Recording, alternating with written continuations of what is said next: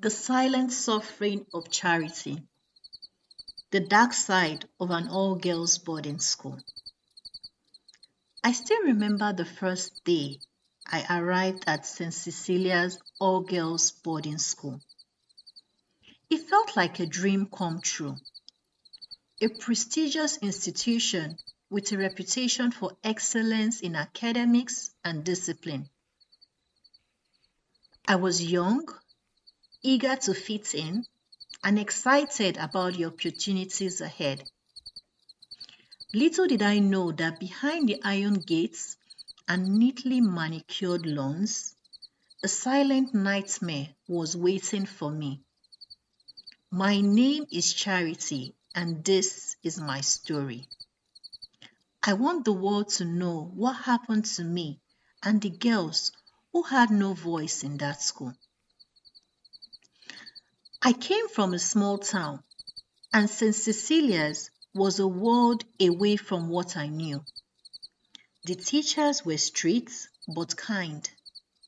The dorms felt like a cozy community at first, and the older girls were always so confident and poised. But one teacher in particular stood out. Mr. Walters, the new chemistry teacher. He was young, in his mid-30s, and charismatic in a way that made everyone trust him. He had this way of making the girls feel special. He would compliment our work, encourage our talents, and always seem genuinely interested in us. At first, I thought it was just his teaching style. But as time went on, I started noticing something off. I wasn't the only one who noticed. I quickly made friends with a group of girls, and one evening, after lights out, they whispered to me about Mr. Walters. They told me how he would often invite girls to his office after hours to discuss their progress. They would go in, and some of them would come out looking unsettled, but no one ever talked about it openly. It was like there was an unspoken rule: stay quiet or become a target. But the one that really shocked me was Clara. Clara was older, one of the top students in our year, and everyone admired her. She was brave, outspoken, never afraid to challenge authority. I looked up to her. But one day, she came to me in tears. I had never seen her like this before. Charity, she whispered, looking over her shoulder like someone might hear. Mr. Walters, he has pictures of me. He said if I don't do what he wants, he will send them to my parents, to the whole school. I can't leave. I can't speak out. He will ruin my life. I was stunned. Clara, the strongest girl I knew, she was blackmailed? I didn't know how to respond. I thought maybe she was perhaps overreacting. Maybe there was some misunderstanding.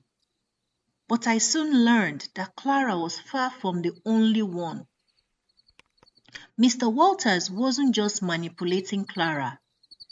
He had a whole network of girls under his control, using his position of power to blackmail them into silence.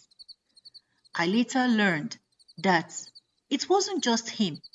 There were other male teachers involved, all operating in the shadows and all using their authority to make sure that the girls stayed quiet. They threatened them with everything: fake rumors, doctored photos, fabricated accusations. The school turned a blind eye as long as the reputation remained intact. It didn't take long for me to realize I wasn't immune. Mr. Walters started paying more attention to me. He praised my work in ways that felt strange. He would find reasons to pull me aside, ask me questions that went beyond academics, compliment my looks in ways that made my skin crawl. He did make small talk, but there was always an underlying pressure. One day, I came across a note in my locker. It was a photo of me, taken without my consent, while I was walking through the school courtyard. The note said, "Meet me at the chemistry lab after hours, or this goes public." I froze. My heart pounded in my chest. I realized then that I wasn't just being watched. I was being controlled. That night, I went to the chemistry lab. My mind raced as I walked through the dimly lit hallways. When I entered, Mr. Walters was there, waiting for me. He was smiling, but there was a coldness in his eyes. "I'm glad you came, Charity," he said smoothly, locking the door behind me. "You are smart. You will do well as long as you understand the rules." It was clear now. He wasn't interested in my education. He was interested in power. And he knew that if I didn't comply, he could destroy me.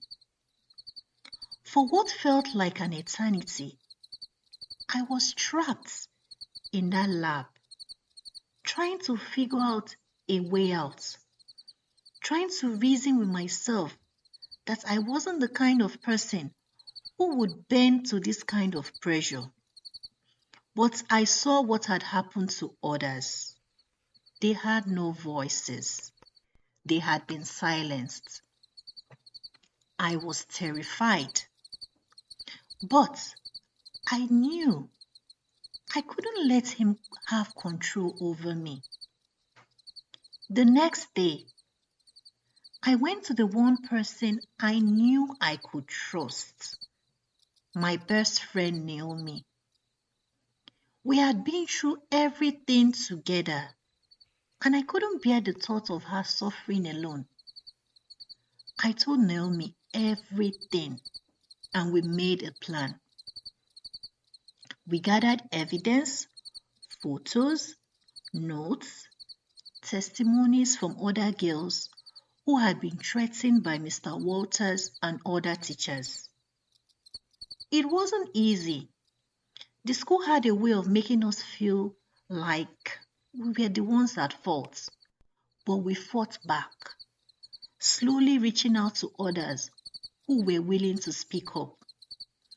The battle wasn't easy, and the school did everything it could to protect Mr. Walters. They tried to discredit us, label us troublemakers, but we didn't stop. We went to the authorities, and with the evidence we had, the truth finally came to light. Mr. Walters was fired, and so were several other teachers. Some of the girls who had been too scared to speak came forward. And finally, the dark truth of St. Cecilia's was exposed. I will never forget the look on Clara's face when she found out that Mr. Walters was gone. She hugged me, tears streaming down her face. She was free. But the damage was done. Many of us, would never be the same. The girls who had been silenced, the ones who had been blackmailed, were scarred for life. And the school? They did their best to erase everything, as if it never happened. But I will never forget. I will never stop telling the story. To all the girls out there who feel like their voices don't matter, who feel like they have no power, speak up. You are not alone. You are worth fighting for. Don't let anyone silence you. If you enjoyed the story, please like, subscribe, and comment what you learned or would do differently if you were one of the girls. Thank you.